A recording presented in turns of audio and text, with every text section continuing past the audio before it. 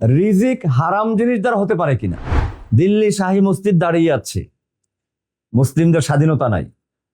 লাল কেল্লা এখনো আছে, মুসলিমদের স্বাধীনতা নেই। এবং এটা আমি বলি যে দেখুন, কুফাররা তাদের কাজ করে যাবে, এজন্য তাদের উপরে আমার অভিযোগ নাই। বরং তারা যে তাদের মিশন বাতিল হোক এটাকে বাস্তবায়ন করার জন্য আপ্রাণ চেষ্টা করে যাচ্ছে, এই জন্য ধন্যবাদ পাওয়ার উপযুক্ত। তারা প্ল্যান করেছে বাবরি মসজিদ ভাঙবে, সেটার জন্য প্রস্তুতি গ্রহণ করেছে, মানসিকভাবে তৈরি হয়েছে, কি কি প্রতিক্রিয়া হতে পারে, তার মোকাবেলা কেমনে করতে হবে, আন্তর্জাতিকভাবে জাতীয়ভাবে কেমনে করতে হবে, সেই প্ল্যান তারা করেই সময় মতো ভেঙে দিয়েছে। এখন তারা জানে কি প্রতিক্রিয়া হবে, মুসলিমরা মিছিল করবে, ওটা ট্যাকেল দেওয়ার জন্য যা করার তারা ব্যবস্থা করেছে। তাদের প্ল্যান ছিল জম্মু কাশ্মীরের ৩৭০ ধারা বাতিল করে দেওয়ার। এই জন্য তারা প্ল্যান করেছে, প্রস্তুতি নিয়েছে এবং সুযোগ তৈরি করেছে, সময় মতো তারা বাতিল করে দিয়েছে। মুসলিম বিশ্ব কয়েকদিন মিছিল মিটিং করেছে, এরপরে শীতল হয়ে গেছে। এমনি ভাবে পশ্চিমাদের প্ল্যান আছে, পার্বত্য অঞ্চলকে কেন্দ্র করে তারা খ্রিস্টান রাজ্য বানাবে। সেজন্য তারা পরিবেশ তৈরি করছে, মানুষের ভিতরে কাজ করে যাচ্ছে এবং হয়তো সুযোগ মতো তারা এটা করে ফেলবে। মুসলিম বিশ্ব তখন মিছিল করবে, বাংলাদেশের মানুষ রাজপথে আন্দোলন করবে, কয়েকদিন করে তারা এটা মেনে নিবে।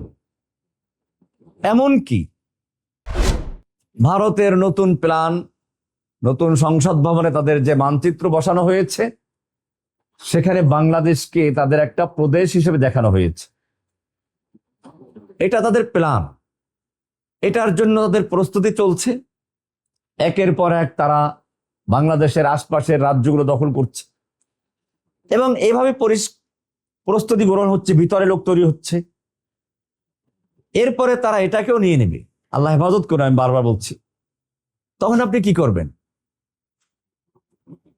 আমরা স্বপ্ন দেখি বাইতুল মুকাদ্দাস মুক্ত করব, কিন্তু বাইতুল মুকাদ্দাস মুক্ত করা কি একদিনের বিষয় ছিল?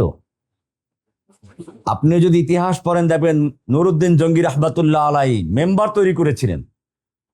তিনি বাইতুল মুকাদ্দাস বিজয় করবেন, সেখানে জুমার খুতবা দিবেন, সেজন্য মেম্বার তৈরি করেছেন। তিনি বাস্তবায়ন করতে পারেননি। তার আদর্শের অনুসারী সালাহুদ্দিন আইয়ুবী রাহমাতুল্লাহ আলাইহি বাস্তবায়ন করেছেন, সেই মেম্বারটা স্থাপন করেছিলেন। তো এটাই হচ্ছে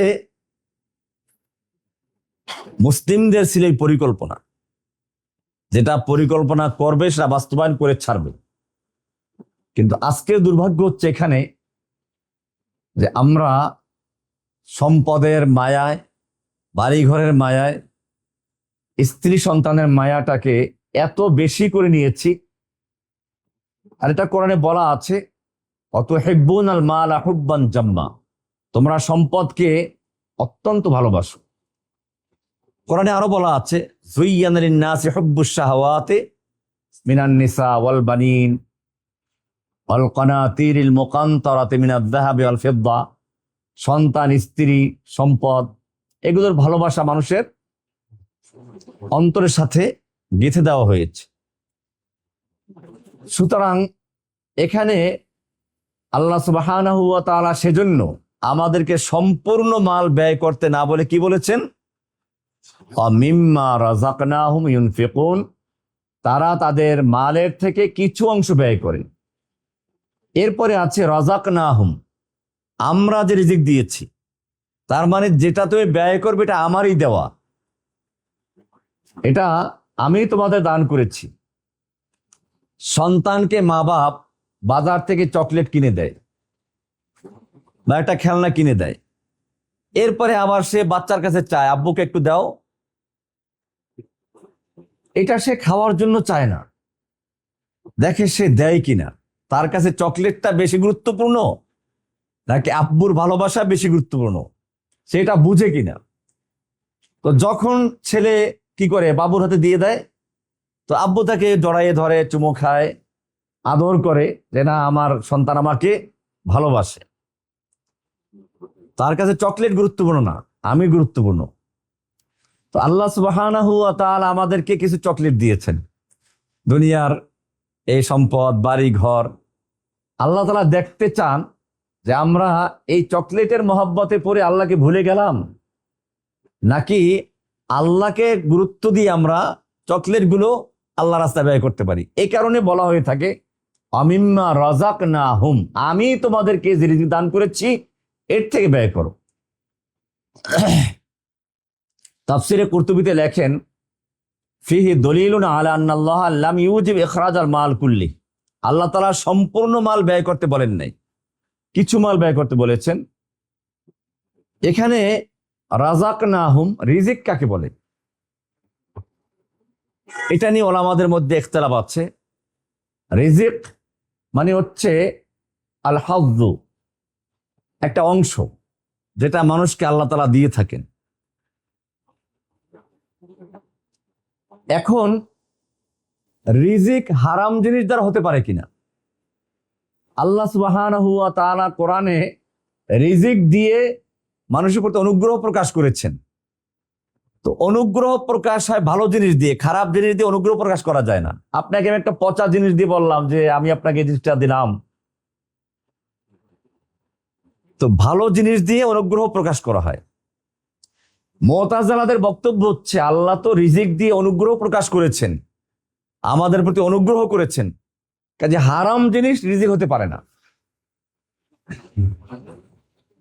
এখন একটা প্রশ্ন আসে, তাহলে একটা ছেলে জন্মগ্রহণ করেছে যার ঘরে সে চোর, চোরের ঘরে জন্মগ্রহণ করে চুরির মাল খেয়ে বড় হয়েছে, বা সুদখোরের ঘরে জন্মগ্রহণ করে সুদের টাকা দিয়ে সে চলে, বড় হওয়ার পরে সে ওই টাকাই করে বা ওই চুরি অভ্যাসই তার মধ্যে, সেও চুরি করে এবং ওই চুরির মাল খেয়ে খেয়ে সে মারা গেছে। সারা জীবন সে খাইলো হারাম কাজ, হারাম উপার্জন থেকে। এখন রিজিক বলতে তো হারাম জিনিস না, তাহলে আল্লাহ তাকে রিজিক দেন নাই? মুতাজিলাদের বক্তব্য হচ্ছে যে না, আল্লাহ রিজিক সে খেয়ে মরে নাই। অথচ কোরআনে বলা আছে ওয়ামা মিন দাব্বাতিন ফিল আরদি ইল্লা আলাল্লাহি রিজকুহা, জমিনের ভিতরে এমন কোন বিচরণশীল জীব নেই যার রিজিকের দায়িত্ব আমি আল্লাহ গ্রহণ করি নাই। অর্থাৎ সবকিছু রিজিকের দায়িত্ব কার? আল্লাহ তাআলার। কাজে মুতাজিলাদের এই অতি উৎসাহী বক্তব্য আল্লাহর রিজিক দেওয়াটাকে কি করে দেয়? বাতিল করে দেয়। এটা ওই যে আমরা বলি অতি মহাব্বত করা, নাদান দোস্ত বলে যাদেরকে, তাদের গল্প আছে যেটা আমি সবসময় বলে থাকি।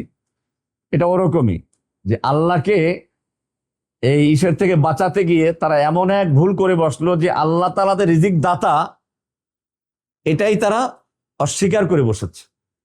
কোরআনের স্পষ্ট আয়াত আছে আমিম্মা রাযাকনাহুম ইউনফিকুন, আমি তাদেরকে রিজিক দান করেছি, এর থেকে তারা ব্যয় করে। রিজিক হচ্ছে আল আতা আল মুস্তামির, আল আতা নিয়মিত দানকে বলা হয় রিজিক।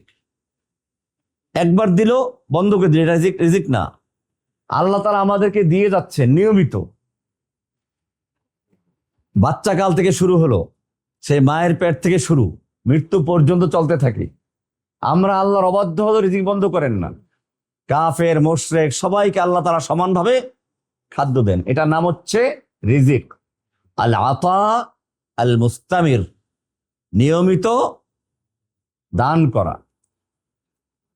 এরকম ভাবে রিজিকের আরেকটা অর্থ হচ্ছে মা ইয়ান্তাফিউ বিহিল ইনসান, মানুষ যার দ্বারা উপকৃত হয়, মানুষ যার দ্বারা উপকৃত হয়। আই মা ইয়াসিলু মিনাল্লাহি ইলাল আবদ ফায়ান্তাফিউ বিহি, আল্লাহর পক্ষ থেকে বান্দার প্রতি অনুগ্রহ করা হয়, সেগুলো রিজিক। এখানে শুধু মাল বলা হয় নাই, আমিম্মা রাযাকনা, আমি যা কিছু রিজিক দিয়েছি তার থেকে তারা ব্যয় করে। এখানে মানুষ মনে করতে পারে রিজিক মানে শুধু অর্থ সম্পদ, রিজিক মানে খাদ্য। না, রিজিক এটা হতে পারে মাল। রিজিক হতে পারে সুস্থতা, স্বাস্থ্য। রিজিক হতে পারে নিরাপত্তা। রিজিক হতে পারতে জাওজাতুস সালেহা, একজন সৎ স্ত্রী পাওয়া, এটাও রিজিক। রিজিক হচ্ছে আল ওয়ালাদুস সালেহ, নেক সন্তান, এটা রিজিক। এরকম রিজিক হলো আল ইলমুন নাফি, উপকারী জ্ঞান। অপকারী জ্ঞান না, কিছু জ্ঞান আছে মানুষের ক্ষতি করে। এই যে যারা বোম তৈরি করার জ্ঞান অর্জন করেছে, এরা কি করেছে? এরা মানুষের ক্ষতি করেছে। বোম যদি না থাকতো, বিশ্বে যদি এই পারমাণবিক বোমা বলেন, ক্ষেপণাস্ত্র বলেন, বন্দুকের গুলি পর্যন্ত না হতো, তাহলে কি হতো? মানুষ যুদ্ধ করলে এত মানুষ মারা যেত না। আর এখন হাজার হাজার মানুষ মেরে ফেলে, অথচ সামনে আসার কোনো প্রয়োজন হয় না। তো এটা ইলমে নাফে না, এটা হচ্ছে ইলমুদ্দর, ক্ষতিকর ইলম। তো ইলমে নাফে এটা আল্লাহর রিজিক। এরকম ঈমান, এটা আল্লাহর রিজিক। আল ঈমান রিজকুন ওয়াল হিদায়াতু রিজকুন, হেদায়েতটাও রিজিক। বরং হেদায়েত হচ্ছে আযমুল আরযাক আল ঈমান ওয়াল হিদায়াত। সবচেয়ে বড় রিজিক হচ্ছে কি? ঈমান এবং হেদায়েত। আল্লাহ তাআলা বলছেন ওয়ারাযাকাকুম মিনাত তাইয়্যিবাত, তিনি তোমাদেরকে পবিত্র জিনিস থেকে রিজিক দান করেছেন, পবিত্র জিনিস থেকে। এরকম কোরআনে আরো বলা আছে ওয়ামা বিকুম মিন নি'মাতিন ফামিনাল্লাহ, তোমাদের প্রতি যত কিছু নিয়ামত আছে সবগুলো আল্লাহর পক্ষ থেকে। এতক্ষণ যা বললাম, আমাদের সন্তান, আমাদের জ্ঞান, আমাদের মাল, আমাদের হেদায়েত, আমাদের যত কিছু, স্বাস্থ্য বলেন, হাত পা বলেন, নাক চোখ বলেন, সবকিছু কার? কোরআনে আল্লাহ সুবহানাহু ওয়া তাআলা বলেছেন ওয়ামা বিকুম মিন নি'মাতিন ফামিনাল্লাহ, তোমাদের প্রতি যত নেয়ামত আছে, তোমাদের কাছে যত নেয়ামত আছে, সবগুলোই আল্লাহর পক্ষ থেকে দেওয়া। তো এটা আল্লাহ সুবহানাহু ওয়া তাআলা জানিয়ে দিলেন। এরপরে বলা আছে রাজাক না হুম, আমি যা দিয়েছি। এখানে আল্লাহ তাআলা নিজের দিকে এটাকে মনসুব করেছেন, আমি যা রিজিক দান করি তার থেকে ব্যয় করবে। কেন এটা? কারণ এখানে আল্লাহ তাআলা চাচ্ছেন মানুষের আকীদাকে প্রতিষ্ঠিত করার জন্য, যে মানুষের রিজিক দেওয়ার মালিক একমাত্র কে? আল্লাহ সুবহানাহু ওয়া তাআলা, অন্য কোন রিজিক দাতা নাই। ইন্নাল্লাহা হুয়ার রাজ্জাকু যুল কুওয়াতিল মাতিন, রিজিক দেওয়ার একমাত্র মালিক কে? আল্লাহ সুবহানাহু ওয়া তাআলা। মানুষ চাকরি করে, কিন্তু আসলে এটা একটা ওসিলা, মূলত রিজিক দেওয়ার মালিক কে? আল্লাহ। চাকরি করতে পারবেন তার নিশ্চয়তা কি আছে? আজকে আপনি সুস্থ আছেন, কালকে যদি অসুস্থ হয়ে যান, আপনার চাকরি থাকবে না। অনেক সময় দেখা যায়, আমরা কারাগারে ছিলাম, তো কারাগারে আমাদেরকে তালাবদ্ধ করে দিত খামাখাই। একটা 7 ফুট বাই 10 ফুট রুম, এর ভিতরে বাথরুম আছে, তাহলে কতটুকু থাকে?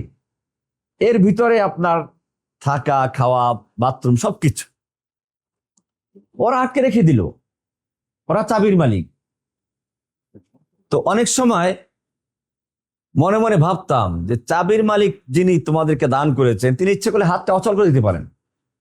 এবং আমি দেখেছি অনেকগুলো হয়েছে এরকম, যারা জেলখানায় বাড়াবাড়ি করেছে, আমার দেখা অবস্থাতেই অনেকগুলো পাগল হয়েছে, অনেকের বড় দুর্ঘটনা ঘটেছে।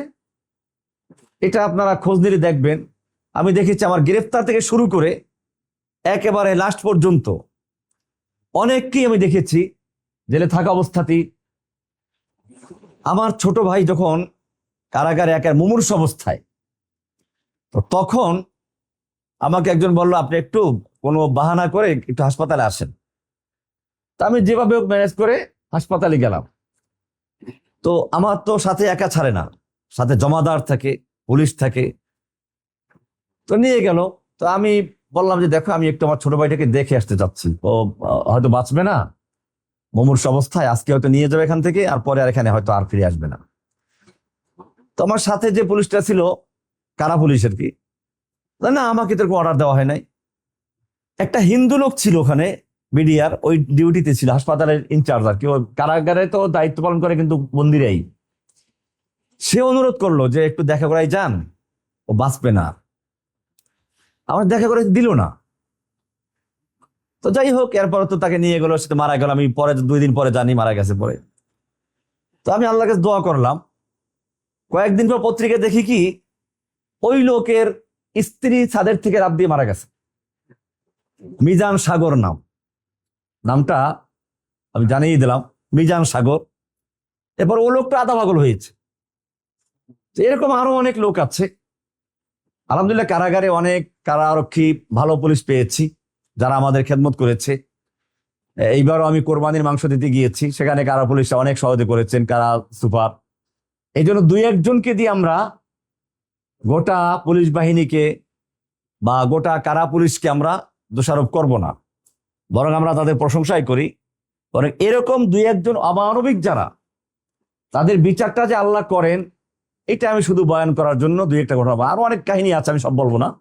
তো আল্লাহ সুবহানাহু ওয়া তাআলা জানিয়ে দিলেন যে রিজিক এটা শুধুমাত্র খাদ্য না।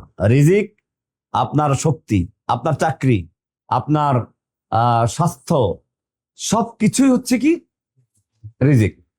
আমিম্মা রাযাকনাহুম ইউনফিকুন, কোরআনে বলা আছে। তো এখন প্রশ্ন হচ্ছে যে বান্দা হয়তো কি করে, আল্লাহু আল মুসাব্বিব, আল্লাহ হচ্ছেন মূল সবাব দেনেওয়ালা, রিজিক দেওয়ার মালিককে। কার্য সাধক হচ্ছেন কে? আল্লাহ সুবহানাহু ওয়া তাআলা। বান্দা হচ্ছে কি আল আব্দুস সাবাব, মাধ্যম একটা। বান্দা ব্যবসা করে, আর তাজের ইয়াবিউ ওয়া ইয়াশতারি, বেচা কিনা করে। আল্লাহ সুবহানাহু ওয়া তাআলা কি ব্যবসায় লাভ দান করেন। লাভ দেওয়ার মালিক কে? ক্ষতি করার মালিকও কে? অনেকে লাভবান হওয়ার জন্য ব্যবসা করে, ব্যবসার উপর পড়াশোনা করেছে, অনেক বড় ডিগ্রি আছে, ব্যবসা করতে গিয়ে ফেল করে। আর একজন কৃষক কিচ্ছু জানে না, সে দেখা যায় ব্যবসা শুরু করেছে 10 টাকা দিয়ে, কোটি কোটি টাকার মালিক। ইতিহাস তালাশ করেন, এই যে বড় বড় ব্যবসায়ী বাংলাদেশে যারা আছে, আকিজ গ্রুপ বলেন, ওই যে অপসনিন কোম্পানি বলেন, একবার ইতিহাস তালাশ করে দেখেন মূল মালিক যে সে কয় টাকা দিয়ে ব্যবসা শুরু করেছে, কোত্থেকে শুরু করেছে। তো এটা আল্লাহ সুবহানাহু ওয়া তাআলার নেয়ামত। কৃষক খেতে ফসল রোপণ করে, ফসল দেওয়ার মালিক কি? এরকম ভাবে প্রত্যেক জায়গায় এটাই বলা হয়েছে। কোরআনের সূরায়ে ওয়াকিয়াতে আছে, আফারাআইতুম মা তাহরুসুন, তোমরা দেখছো কি যা তোমরা চাষ করো, আনতুম তাজরাউনাহু আম নাহনুজ জারিউন, তোমরা কি ওটা উৎপন্ন করো না আমরা উৎপন্ন করি? আল্লাহ বলছেন আমি উৎপন্ন করি না, তোমরা উৎপন্ন করো। তাহলে উৎপন্ন করার মালিক কে? আপনি আমি চাষাবাদ করি। এ কারণে সব রকমের রিজিক দেওয়ার মালিক হচ্ছেন আল্লাহ সুবহানাহু ওয়া তাআলা। রাযাকনাহুম, রাযাকনা এটা আমভাবে বলা হয়েছে, যত প্রকারের রিজিক আছে সবগুলোই দেয় কে? আল্লাহ সুবহানাহু ওয়া তাআলা। এই জন্য রাযাকনাহুম বলেছেন। এরপরে ইউনফিকুন, নাফাকুন অর্থ হচ্ছে বের করা, ইখরাজ, আয-যিহাব। নাফাকুন শব্দের অর্থ কি? বের করা। আল ইনফাক বের করা, হাতের থেকে দান করতে গেলে বের করতে হয়। এর থেকে নাফাকুন মানে হচ্ছে আমরা যে সুরঙ্গ পথ বলি, টানেল বলি যেটাকে, এটাকে আরবিতে বলা হয় কি? নাফাক। আপনি আরব দেশে যাবেন তো ওদেরকে দেখবেন যে পাহাড়ের নিচে দিয়ে রাস্তা চলে গেছে, আমাদের দেশ তো খালের ভিতর দিয়ে চলে গেছে। একটাই আছে কর্ণফুলী টাওয়ার, টানেল। আপনি বিভিন্ন দেশে যান, সৌদি আরবে যান, দেখবেন যে পাহাড় দাঁড়িয়ে আছে, নিচে দিয়ে রাস্তা চলে গেছে। আপনি এক পাশ দিয়ে ঢুকে আর এক পাশ দিয়ে বের হয়ে চলে গেছেন, পাহাড় উপরে বিশাল পাহাড় দাঁড়িয়ে আছে। এগুলোকে আরবিতে বলা হয় কি? নাফাক। নাফাক মানে হচ্ছে কি? সুরঙ্গ রাস্তা। ইঁদুরের গর্তকেও বলা হয় নাফাক, এর গুইসাপের গর্তকে বলা হয় নাফাক। একাধিক মুখ থাকে যেখানে একটা দিয়ে ঢুকে আর একটা দিয়ে বের হয়ে যাওয়া যায়, এরকম সুরঙ্গ পথকে বলা হয় কি? নাফাকুন। এখান থেকে মুনাফিক, এখান থেকে কি? কারণ মুনাফিকও একদিক দিয়ে ঢুকে একদিক দিয়ে বের হয়ে যায়, দুই চেহারা থাকে। গুইসাপের একটা চরিত্র আছে, যখন সে দেখে শিকারী তাকে আক্রমণ করবে তখন সে এক মুখ দিয়ে মুখ বের করে। তো শিকারী মনে করে যে এইখান দিয়ে তো আবার বের হবে, ও ওখানে ওত পেতে বসে থাকে, আর এই ফাঁকে সে আরেক দিক দিয়ে বের হয়ে চলে গেছে। এটা গুইসাপের চালাকি। ইঁদুরও অনেক ক্ষেত্রে এই কাজই করে। মুনাফিকরাও যেহেতু দুইটা রাস্তা খোলা রাখে, এই কারণে মুনাফিকদেরকে মুনাফিক বলা হয়। দুই রাস্তা আলাক, জু আজহাইন বলা হয়। কোরআনে এদের চরিত্র অনেক লম্বা আকারে আছে। এর উপর বিস্তারিত আলোচনা আছে আমাদের। তো ইনফাক মানে হচ্ছে বের করা। এখানে বলা আছে আমিম্মা রাযাকনাহুম ইউনফিকুন, আমরা তাদেরকে যে রিজিক দান করেছি এর থেকে তারা বের করে, ব্যয় করে। মানে আপনাকে ব্যয় করতে হলে বের করতে হবে, পকেট থেকে বের করতে হবে। আপনি দেখবেন শুক্রবারে যখন মানুষ কি করে, ওই যে ব্যয় করার জন্য হাত দেয়, তো তখন দেখা যায় হাত যে ঢুকে আর সহজে বের হয় না, মানে তালাশ করে 5 টাকার নোট আর 10 টাকার নোট, হ্যাঁ, পচা নোটটা না ভালো নোটটা। তো আল্লাহ রাস্তায় ব্যয় করার জন্য পচাটা বের করে, যেটা অচল, কোনো চালান যাবে না, ওটাকে তারা খুঁজে বের করে। তো এখানে ইউনফিকুন মানে হচ্ছে বের করতে হবে আপনাকে। ইউনফিকুন আরেকটা হচ্ছে যেটা চলমান, অর্থাৎ এমন জিনিস দান করা যেটা আপনার চলবে। ইউনফিকুনা, আনফাকু এটা ফেলে মাউদি বলা হয় আরবিতে, আনফাকু হলে পারে যা ব্যয় করেছে, কিন্তু না এখানে তা বলা হয় না, বলা হয়েছে ইউনফিকুনা। ইউনফিকুনা হচ্ছে তাজাদ্দুদ, হুদুস ও তাজাদ্দুদ, ফেল বলে এটাকে তাজাদ্দুদ, মানে বারবার তারা ব্যয় করে। এর মানে হচ্ছে একবার তারা ব্যয় করলো আর শেষ করে দিল, বিষয়টা ওরকম না, বরং তাদের অভ্যাসই হচ্ছে ব্যয় করা। যখনই তারা সুযোগ পায় তখনই ব্যয় করে। আল্লাহ সুবহানাহু ওয়া তাআলা বারবার দিচ্ছেন, প্রতি মাসে আপনি বেতন পাচ্ছেন, আপনি প্রতি মাসেই বেতন পেয়ে ওখানে এটা খরচ করছেন, প্রতিদিন আপনি ব্যবসা বাণিজ্য করছেন, লাভ করছেন, আপনি প্রতিদিন ওখান থেকে কিছু ব্যয় করছেন। এটা হচ্ছে ইউনফিকুন, মানে প্রতিনিয়ত তারা কি করে ব্যয় করতে থাকে। এটা হচ্ছে এই ফেল ব্যবহার কর, ফেলে মুদারে, অর্থাৎ আমিম্মা রাযাকনাহুম ইউনফিকুন, তারা আল্লাহ যে রিজিক দান করেছেন এর থেকে ব্যয় করে। ব্যয় করে কিসে? এক তো হচ্ছে এই আল ইনফাকুল ওয়াজিব, আল্লাহ কর্তৃক যারা ধার্যকৃত আছে, যাকাত, ফিতরা, এগুলো ধার্যকৃত। যাকাতুল মাল, স্ত্রীর খরচা নাফাকাতুজ জাওজা, সন্তানের খরচা নাফাকাতুল আওলাদ। কোরআনে বলা আছে ওয়ালাল মাউলুদি রিজকুহুন্না ওয়া কিসওয়াতুহুন্না, অর্থাৎ সন্তানের পিতার উপরে তাদের খাদ্য বস্ত্রের দায়িত্ব রয়েছে। কাজে এগুলো হচ্ছে ওয়াজিব, যাকাত, ফিতরা, স্ত্রী সন্তানের খরপোশ দেওয়া, এগুলো হচ্ছে নাফাকাতুল ওয়াজিবা। এরপরে আছে মুস্তাহাব দান করা, যেমন সাদাকাত, এরকম ভাবে মসজিদ নির্মাণ করা, কাফালাতুল আইতাম, ইয়েতিমদের দায়িত্ব গ্রহণ করা, মুসাআদাতুল ফুকারা, দরিদ্রদের সাহায্য করা, এটা হচ্ছে নফল। আর একটা আছে আল ইনফাকুল মুহাররাম, হারাম কাজে ব্যয় করা, হারাম ব্যয় করা, হারাম দান। এটা কিরকম? এই যে মনে করেন ছায়ানটকে দান করলো, গুনাহে জারিয়া। সাদাকায়ে জারিয়া যেরকম আছে, গুনাহে জারিয়াও আছে। গুনাহে জারিয়া কি? বাদ্যযন্ত্র কিনে দিল, ছায়ানটের জন্য বিল্ডিং করে দিল, যন্ত্র কিনে দিল। একদিকে আপনি দৈনিক ক্ষেত্রে যদি কিতাব কিনে দেন, তো সেগুলো একদিকে আল্লাহর দ্বীনের কাজে যে ব্যয় হবে, সাদকা জারি হিসেবে থাকবে। আরেকটা হচ্ছে গুনাহের কাজে ব্যয় করা, এটা গুনাহে জারিয়া। গুনাহে সাদাকায়ে জারিয়া যেরকম যে সকল কাজ আপনার মৃত্যুর পরে চলমান থাকবে, আপনি মারা গেলে পরে তার আমল নামায় আপনার সওয়াব পেতে থাকবেন, ঠিক এরকম ভাবেই মৃত্যুর পরে যদি কোনো এমন কাজ করে যায় যে মৃত্যুর পরে গুনাহের কাজ চলতে থাকবে, তাহলে তার আমল নামায় গুনাহও চলতে থাকবে, গুনাহে জারিয়া। সেগুলো হচ্ছে কি? কেউ ওই যে বললাম গানের স্কুল খুলে দিল, কেউ মাজার তৈরি করে দিল, মাজারে বিল্ডিং তৈরি করে দিল, মাজারে সেজদা করার জায়গা বানিয়ে দিল। তো এইসব যারা করবে এরা এই গুনাহের জারিয়ার মধ্যে অন্তর্ভুক্ত হয়ে গেল। সেটা এরকম ভাবে যারা সন্ত্রাসী কাজে অর্থায়ন করে, সন্ত্রাসী পালে যারা, কোরআনে বলা আছে ওয়ালা তুবাদদির তাবযীরা ইন্নাল মুবাদদিরিনা কানু ইখওয়ানাশ শায়াতিন, অপচয়কারী শয়তানের ভাই। এই জন্য মুমিনদের বৈশিষ্ট্য হচ্ছে মুমিনরা একেবারে খুব অপচয় করে না, আবার কৃপণতাও করবে না।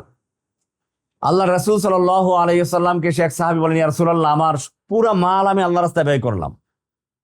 বললেন না, তুমি তোমার স্ত্রী সন্তানের জন্য কিছু রেখে দাও। সে বলল, তাহলে আমি অর্ধেকটা দান করো। বলেন যে না, আরো কমাও। বলে 1/3 বলে হ্যাঁ 1/3 ঠিক আছে, কিন্তু এটাও অনেক বেশি। এরপরে আল্লাহ রাসূল সাল্লাল্লাহু আলাইহি সাল্লাম বললেন, তুমি তোমার সব মাল আল্লাহ রাস্তায় দান করে গেলে, আর পরের দিন তোমার স্ত্রী সন্তান মানুষের কাছে ভিক্ষা করবে, এর চেয়ে ভালো তুমি তাদেরকে ভালো অবস্থায় রেখে যাও। এখানে ইসলাম একটা ভারসাম্যতার সবক দান করেছে। একদিকে আল্লাহ সুবহানাহু ওয়া তাআলা খরচের জন্য উৎসাহিত করেছেন, আর একদিকে সম্পূর্ণ মাল ব্যয় করার কথা বলেন নাই। এটা ভিন্ন কথা। আবু বকর রাদিয়াল্লাহু তাআলা আনহু যখন আল্লাহ নবীর কাছে তাবুকের যুদ্ধের দান নিয়ে আসলেন, বললেন কি পরিমাণ আনলে? বললেন সবকিছু নিয়ে আসলাম। বলেন তোমার ঘরের জন্য কি রেখেছো, পরিবারের জন্য কি রেখেছো? বলেন আল্লাহ ওয়া রাসূলুহু, আল্লাহ এবং আল্লাহর রসুলকে রেখে এসেছি। তো এরকম যাদের তাকওয়া, এরকম যাদের ঈমান, তাদের বিষয়টা ভিন্ন। কিন্তু সাধারণ উসুল হচ্ছে এই যে একেবারে সবকিছু ব্যয় না করা, আবার একেবারে গুটিয়ে না রাখা। কোরআন বলছে ওয়ালা তাবসুত কুল্লাল বাসতি ফাতাকউদা মালুমা মাহসুরা। আবার একটা বলা আছে কি ওয়ালা তাকরিব মাগলুলাতান ফি উনুকিকা, একেবারে গলার সাথে চিমটে যাওয়া, একেবারে এমনভাবে হাত গুটিয়ে নেওয়া যেন একেবারে গলার সাথে একেবারে আংটা লেগে গেছে, এরকম গুটিয়ে নেওয়া। কোরআনে আয়াতগুলো বলা আছে। তো এরকমটা যেন না করে। তো সেজন্য ইসলাম একটা মধ্যম পন্থা দান করেছে। দানের ক্ষেত্রে, ব্যয়ের ক্ষেত্রে, যে একেবারে খুব অপচয় না হয়, আবার একেবারে যেন গুটিয়ে না রাখা হয়। আল্লাহ সুবহানাহু ওয়া তাআলা মানুষের মালের মধ্যে গরিবের হক রেখেছেন। তো অমিম্মা রাযাকনাহুম ইউনফিকুন, এখানে আল্লাহ সুবহানাহু ওয়া তাআলা সেজন্য প্রথমে শুরু করেছেন মিন দ্বারা। মিন মানে কিছু, মা মানে যা কিছু। এই যা কিছু বলতে সব, যেটা আমি একটু আগে বললাম, যে সেটা হতে পারে স্বাস্থ্য, হতে পারে আমাদের সম্পদ, হতে পারে সন্তান, হতে পারে কি আছে আমাদের জমি জমা, ব্যবসা বাণিজ্য, সবকিছুর থেকেই মা শব্দ দিয়ে অমুমান সবকিছুকে অন্তর্ভুক্ত করা হয়েছে। ইউনফিকুনা, তারা ব্যয় করতে থাকে। তার মানে এখানে একবার ব্যয় করলো আর বললো যে আমি ব্যয় করেছিলাম না। আল্লাহ সুবহানাহু ওয়া তাআলা আমাদেরকে সবসময় নেয়ামত দিচ্ছেন, আমাদেরও সবসময় সেটাকে ব্যয় করতে থাকা। আমাদের প্রতিদিন ক্ষুধা লাগে, ঠিক আমরা যে লোকগুলোকে ব্যয় করছি তাদেরও ক্ষুধা ডেলি আছে, প্রতিদিনই আছে। আমরা মনে করেন একবার সাহায্য করে বন্ধ করে দিলাম, তাদের তো প্রয়োজন সবসময়ের জন্যই আছে। যে লোকগুলো অভাবী বা যারা আপনার সাহায্য বা নির্ভরশীল, সেই লোকগুলো কিন্তু সবসময়ের জন্য আমাদের তাকিয়ে থাকে। তো এটা এখানে কোরআন আমাদের উৎসাহিত করেছে, আমিম্মা রাযাকনাহুম ইউনফিকুন। এ পর্যন্ত বলার পরে আল্লাহ সুবহানাহু ওয়া তাআলা আবার বলেছেন ওয়াল্লাযীনা ইউমিনুনা বিমা উনজিলা ইলাইকা ওয়া মা উনজিলা মিন ক্বাবলিকা ওয়া বিল আখিরাতি হুম ইউকিনুন।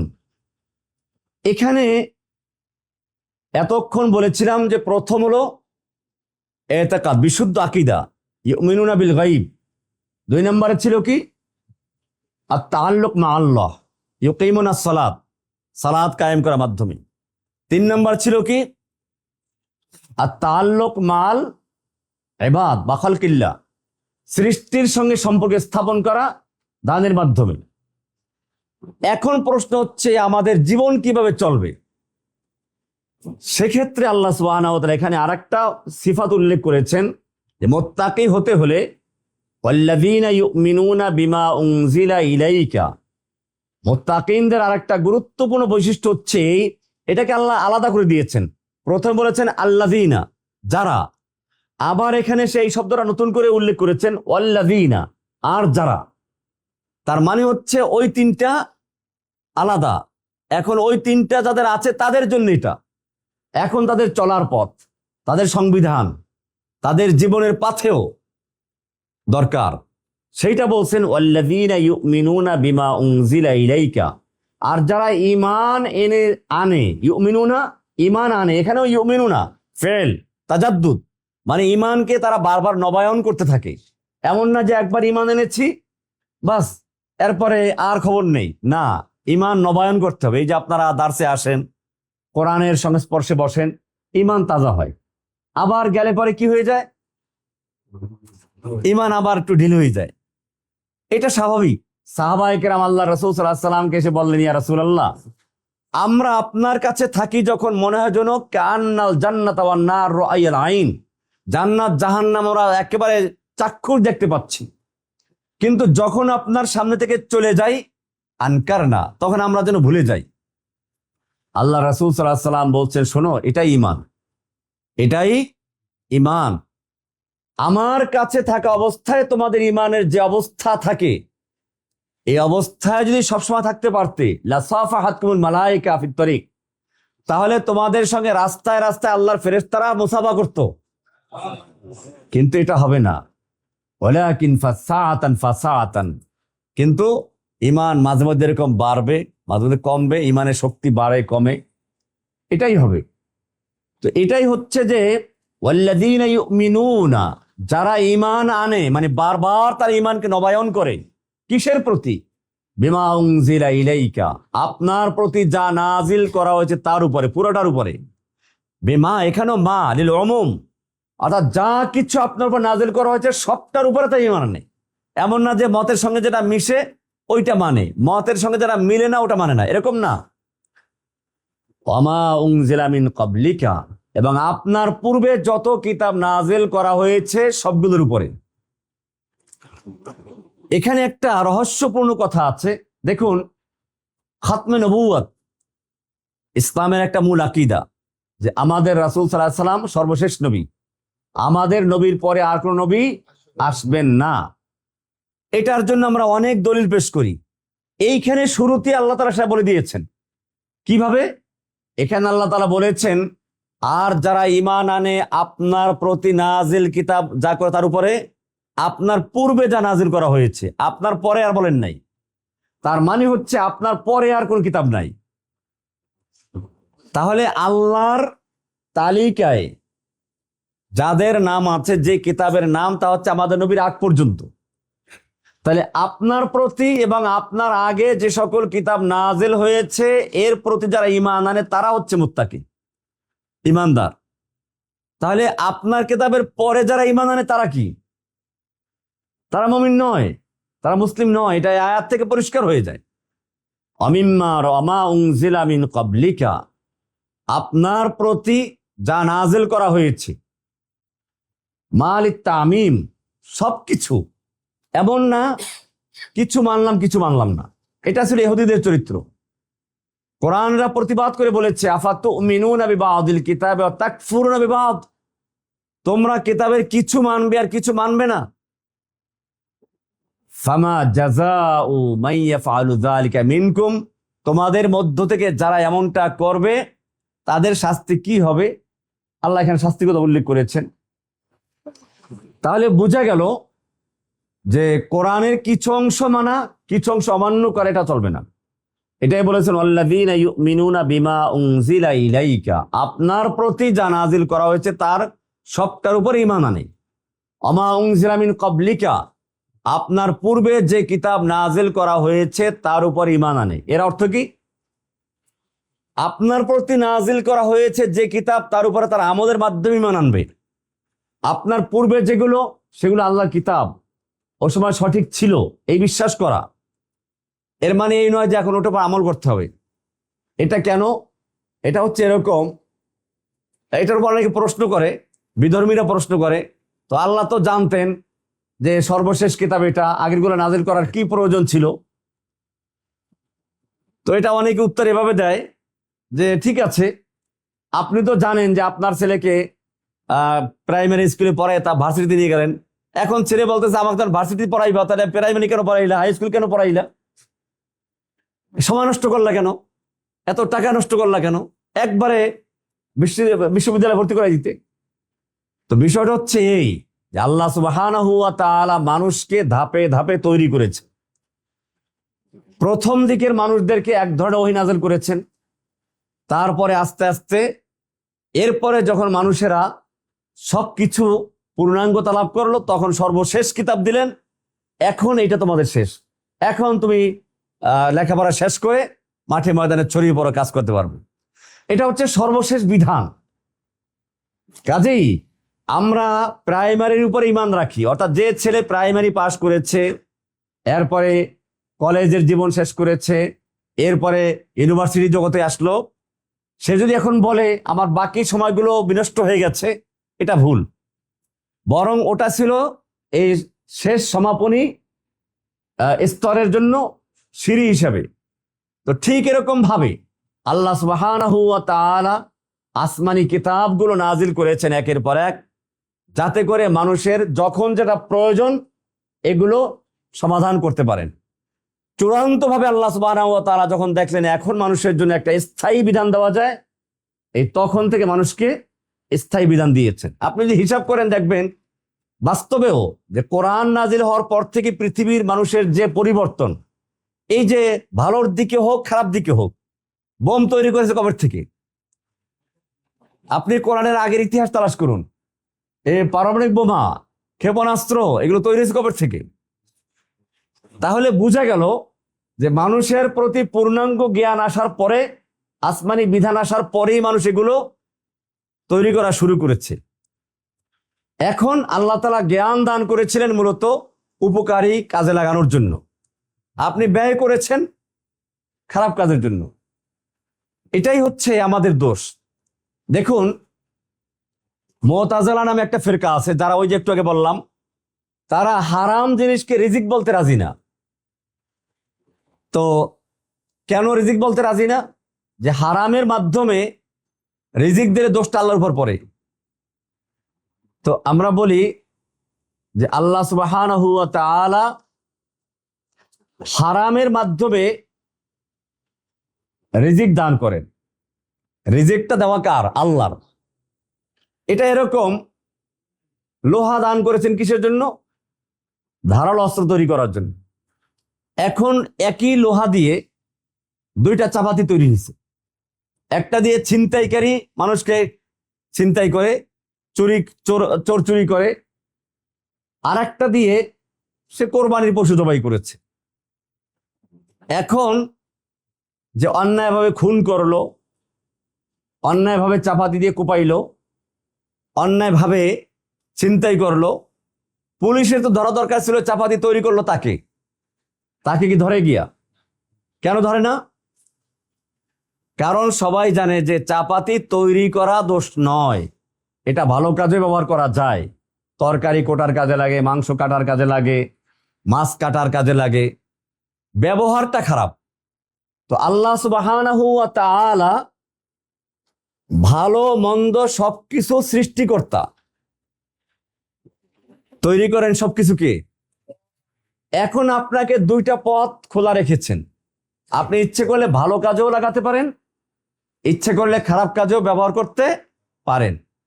এইখানে আপনাকে স্বাধীনতা দেওয়া আছে, আপনি এখন কোন দিকে ব্যয় করবেন সেটা দেখার বিষয়। আপনি ব্যয় করলেন ছিনতাই করার কাজে, ব্যয় করলেন অন্যায় খুন করার কাজে, এই ব্যবহারটা খারাপ, এটার জন্য শাস্তি দেয়। এটা দুনিয়ার আদালতেও ব্যবহারকারীকে কি করে? দোষী সাব্যস্ত করে, তাকে শাস্তি দেয়। অথচ যে তৈরি করলো তাকে পুলিশ খুঁজেও বের করে না, কে তৈরি করলো এটা, ওকে ধরো না। কারণ সে বলবে যে আমি তো তৈরি করেছি, আমি তো ভালো কাজের ব্যবহার তৈরি করেছি।